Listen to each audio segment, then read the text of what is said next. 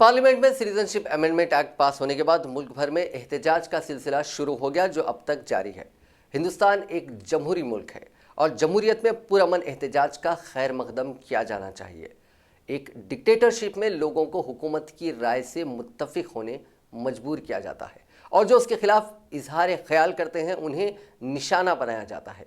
लेकिन जमहूरियत में ऐसा नहीं होता। यहाँ जितनी अहमियत हुकूमत के फैसलों की होती है, उतनी ही अहमियत अपोजिशन यानी उन फैसलों के खिलाफ पाए जाने वाली राय की होती है। इसी को एक सेहतमंद जमहूरियत कहते हैं। लेकिन आजकल हिंदुस्तान में मामला उल्टा चल रहा है। आजकल हुकूमत उसके फैसलों के खिलाफ किसी भी किस्म के एहतजाज या मुखालिफत को बर्दाश्त नहीं कर रही है। सीए के खिलाफ चल रहे एहतजाज को दबाने हुकूमत ने दो हथियारों का खुलकर इस्तेमाल किया है।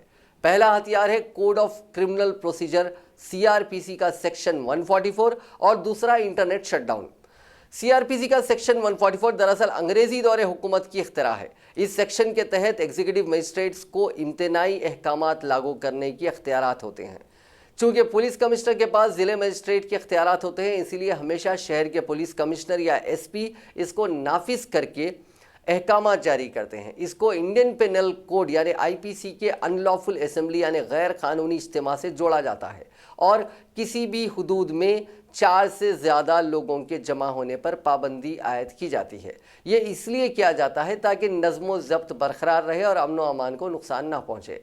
लेकिन क्या ये मुनासिब है कि लॉ एंड ऑर्डर को ख़तरे का अंदेशा जाहिर करते हुए पुलिस हर बार सेक्शन 144 नाफिज कर दे? आम तौर पर होता यह है कि कोई तंजीम या सियासी जमात किसी मुजाहरे के लिए पुलिस से इजाज़त तलब करती है। आम हालात में मशरूत इजाज़त दी जाती है, लेकिन हिस्सास मौक़ों पर इजाज़त नहीं दी जाती। इसके बावजूद एहतजाज के लिए लोग जमा हो जाते हैं और पुलिस और एहतजाजियों में एक टकराव का माहौल बन जाता है। कई बार तशद्दुद होता है, कभी मुजाहिरीन पथराव कर देते हैं या सरकारी या खानगी इमला को नुकसान पहुंचाते हैं। लेकिन ज़्यादातर वक्त पुलिस ताकत का इस्तेमाल करके भीड़ को मुंतशिर करती है। ताकत के इस्तेमाल में भी lathi charge, water cannon, tear gas या गैर मामूली हालात में ओपन फायरिंग भी कर देती है। आजकल पुलिस भी पथराव कर रही है और ऐसे कई वीडियो क्लिप सोशल मीडिया पर वायरल हुए हैं। पथराव में पुलिस एहलकार और आम लोग जख्मी होते हैं, जबकि लाठी चार्ज, टीयर गैस और फायरिंग में एहतजाजी या फिर रास्ते से गुजरने वाले अफराद जख्मी हो जाते हैं या फिर उनकी मौत भी हो जाती है। सवाल यह है कि पुलिस और एहतजाजियों के बीच इस टकराव की क्या ज़रूरत है? हर एहतजाज में पुलिस को ही क्यों निशाना बनाया जाता है, जबकि एहतजाज के मुद्दे से उनका कोई ताल्लुक भी नहीं होता? दूसरी जानिब जब पुलिस को मालूम है कि इजाज़त ना देने के बावजूद भीड़ जमा होगी, तो फिर एहतियाती गिरफ्तारियां, बैरिकेडिंग और ताकत के इस्तेमाल का क्या फ़ायदा? क्या बीच का कोई रास्ता नहीं निकाला जा सकता? सुप्रीम कोर्ट ने freedom of speech and expression को काफ़ी अहमियत दी है और अपने एक हुक्म में ये वाजे किया है कि इन हुकूक पर उसी वक्त पाबंदियां लगाई जा सकती हैं जब तशद्दुद का ख़तरा वाजे हो, यानी बहुत क्लियर कट हो के तशद्दुद होगा, तभी जो इख्तियारात है इनको दबाया जा सकता है। सिर्फ तशद्दुद के अंदेशों की बुनियाद पर लोगों के जमहूरी हुकूक को नहीं दबाया जा सकता। लेकिन सुप्रीम कोर्ट की इस बात पर शायद कभी अमल नहीं किया गया।